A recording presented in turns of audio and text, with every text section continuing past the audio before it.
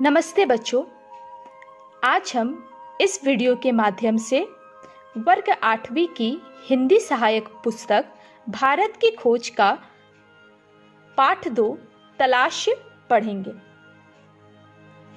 तलाश भारत के अतीत की झांकी। इस पाठ को हम निम्न बिंदुओं के अंतर्गत रखकर पढ़ने का समझने का प्रयास करेंगे। नेहरू की सोच, संपूर्ण भारत का निरीक्षण। नेहरू की सोच।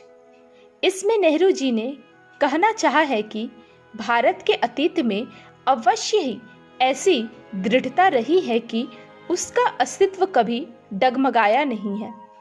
यदि हम पिछले 5000 वर्षों का विश्लेषण करें तो पाएंगे कि जो भारत में है उसका मुकाबला पूरा विश्व नहीं कर सकता। कभी कभी नेहरू जी के मन में यह विचार आता है कि आखिर यह भारत क्या है, अतीत में यह किस विशेषता का प्रतिनिधित्व करता था, इसने अपनी प्राचीन शक्ति को कैसे खो दिया, क्या इसने इस शक्ति को पूरी तरह खो दिया। विशाल जनसंख्या का देश होने के बावजूद भी क्या भारत के पास ऐसा कुछ है जिसे जानदार कहा जा सके। आधुनिक विश्व में उसका तालमेल किस रूप में बैठता है। इतने विचार मन में होने पर भी वे एक आलोचक की भांति भारत के अतीत का विश्लेषण कर यह जानना चाहते थे कि भारत की मजबूती का कारण क्या है। संपूर्ण भारत का निरीक्षण। नेहरू जी ने संपूर्ण भारत के अस्तित्व पर दृष्टि डाल इसकी विशेषता को जानना चाहा। सर्वप्रथम उन्होंने भारत के उत्तर पश्चिम में सिंधु घाटी में मोहनजोदड़ो के प्राचीन नगर के घर और गलियों का निरीक्षण किया, जिसका अस्तित्व 5000 वर्ष पुराना बताया जाता है। साथ ही उसे आधुनिक भारतीय सभ्यता का आधार बताया जाता है। यहाँ की सभ्यता व संस्कृति निरंतर प्रगतिशील और विकासशील रही। फ्रांस, मिस्र, ग्रीस, चीन, अरब, मध्य एशिया और भूमध्य सागर के लोगों से भी भारत का बराबर निकट संपर्क रहा। भारत ने उन्हें प्रभावित किया व स्वयं भी, लेकिन अपने सांस्कृतिक आधार को डगमगाने नहीं दिया।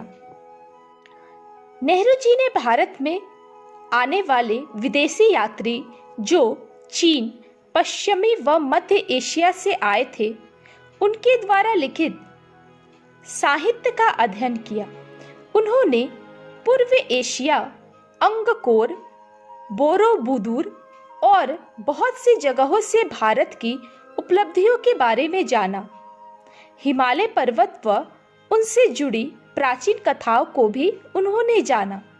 हिमालय पर्वत की गोद से निकलने वाली विशेष नदियों सिंधु, ब्रह्मपुत्र, यमुना व गंगा ने भी उन्हें प्रभावित किया। भारत के अतीत की कहानी को स्वरूप देने वाली अजंता, एलोरा व एलिफेंटा की गुफाएं व दिल्ली तथा आगरा की विशेष इमारतों ने भी नेहरू जी को भारत के अतीत के बारे में अवगत करवाया। जब भी वे अपने शहर इलाहाबाद या फिर हरिद्वार में महान स्नान पर्व कुंभ के मेले को देखते तो उन्हें एहसास होता कि हजारों वर्ष पूर्व से उनके पूर्वज भी इस स्नान हेतु आते थे। विदेशियों ने भी इन पर्वों हेतु बहुत कुछ लिखा है।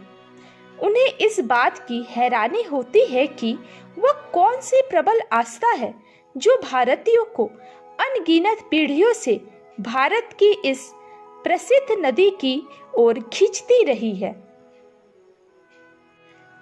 उन्होंने भारत के अतीत में हर बात के विद्यमान होने का एहसास किया जो वर्तमान में शिक्षा देता प्रतीत होता है। 2500 वर्ष पहले दिया गया महात्मा बुद्ध का संदेश या उद्देश्य उन्हें ऐसा लगता है जैसे बुद्ध अपना पहला उद्देश्य अभी दे रहे हो। अशोक के पाषाण स्तंभ अपने शिक्षा लेखों के माध्यम से अशोक की महानता प्रकट करते। फतेहपुर सिकरी में अकबर सभी धर्मों में समानता को मानते हुए मनुष्य की सभी समस्याओं का हल निकालते हुए प्रतीत होते। इस प्रकार नेहरू जी को प्राचीन 5000 वर्ष पूर्व की झांकी भी साफ और स्पष्ट व वर्तमान के धरातल पर सजीव होती प्रतीत होती है।